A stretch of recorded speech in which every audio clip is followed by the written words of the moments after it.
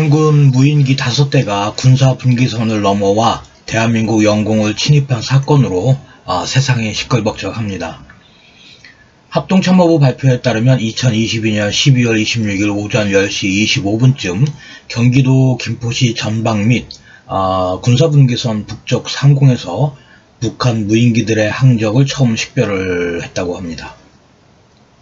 이후 김포와 파주, 강화도 상공까지 내려온 무인기를 순차적으로 포착을 했으며 그중 한 대는 수도권 북부 지역까지 진출을 했고 나머지 4대는 강화도 일대에서 비행을 했다라는 것이 합동참모부의 발표의 개요입니다. 이와 관하여 국내 언론 중 극히 일부는 군이 북한 무인기를 모두 멀쩡히 돌려보냈다라고 보도를 하며 군을 비난을 하고 있습니다. 과연 언론의 보도가 사실일까요? 근거가 있는 합리적인 비난일까요? 논리적으로 따져보고자 합니다.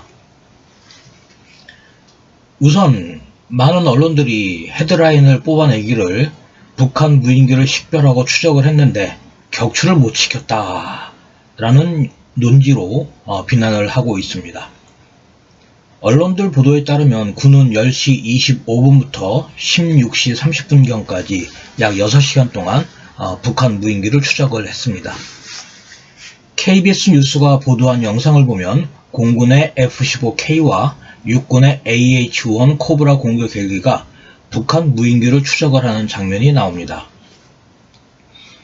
2017년 6월 9일 강원도 인제군 남면에서 발견이 되었던 북한군 소형 무인기를 분석한 당시 자료에 따르면 북한의 무인기는 비행속도가 약 시속 90km이고 고도는 2400m입니다. 보잉이 공개를 한 자료를 보면 F-15는 순항 비행속도가 917km이고 AH-1 코브라의 최고 속도는 276km입니다. 따라서 우리가 북한 무인기를 식별한 후 보유한 항공자산으로 추적을 하는 것은 전혀 문제가 없습니다. 그런데 왜 격추를 안 했을까요?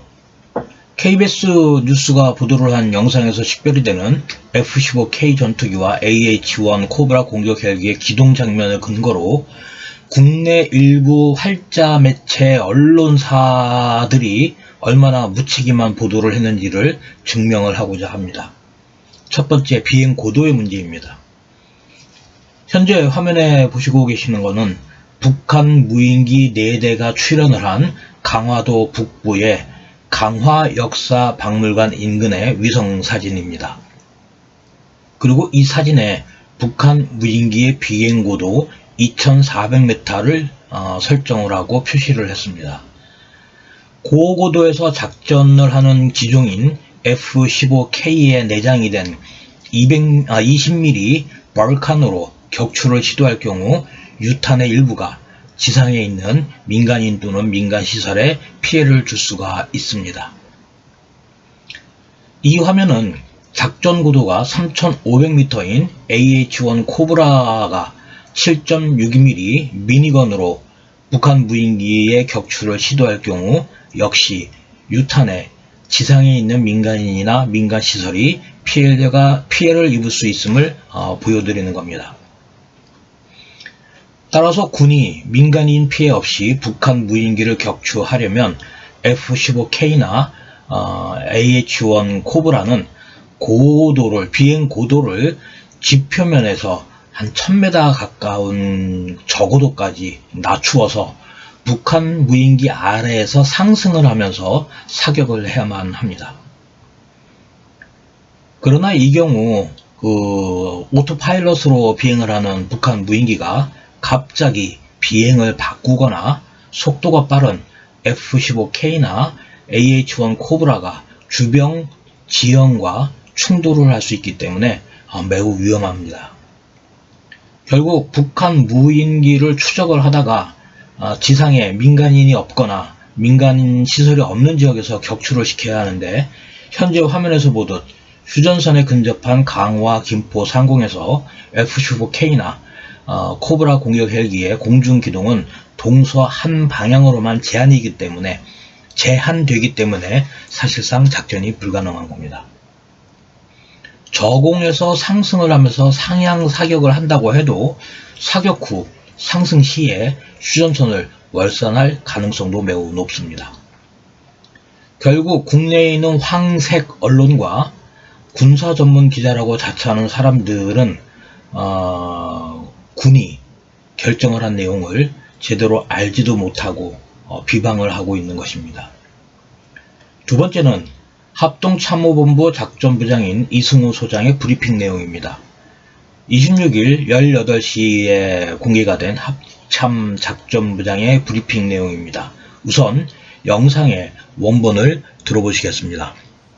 북한 무인기는 2m급 이하 소형 무인기로 이 중 한 대는 수도권 북부 지역까지 비행하였고 나머지 4대는 강화도 일대에서 비행하였으며 우리 군은 자위권 차원에서 즉각 대응하였다.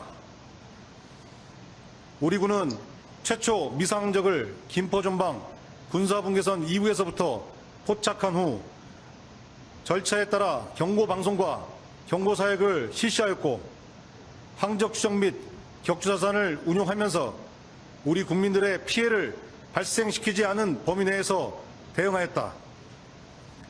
또한 우리 군은 유무인 정찰 자산을 군사분계선 근접지역과 이북지역으로 투입하여 북한 무인기에 우리 영공 침범에 한하여 상응한 조치를 취하였고 적 주요 군사시설을 촬영하는 등 정찰 및 작전활동을 실시하였다.